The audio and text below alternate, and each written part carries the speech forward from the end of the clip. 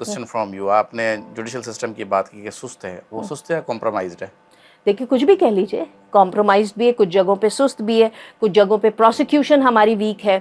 تو یہ ہم سب جان بوجھ کے جو ہے نا پروسیکیوشن اتنی کمزور رکھتے ہیں کہ ہاں ٹرائل جو ہے وہ چلے ہی نا. چلے ہی نا. ہم اس کو جان بوجھ کے انٹینشنلی اتنا ویک رکھتے ہیں کہ بھائی معاملہ وہیں ختم ہو اور جائے. دیکھیں اور اس میں ایک وجہ اس کی یہ بھی ہے کہ اگین آئی سیڈ بیوروکریسی.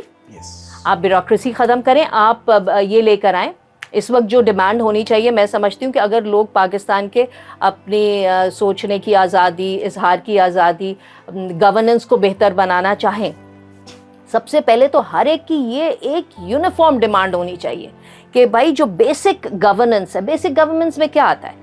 سڑک، کچرا، یہ وہ، اس سب کے ٹھیکے، ان سب کے اوپر جو میرے اور آپ کے ٹیکسوں کا پیسہ سے جو بجٹ ہے وہ آپ ویب سائٹ پہ ڈالیں، پائی کا حساب دیں. ایک دوسرا آپ کہیں کہ جی ایک ہوتے ہیں نا لوکل باڈیز ہونی چاہیے، لوکل باڈی کو آپ مضبوط کریں.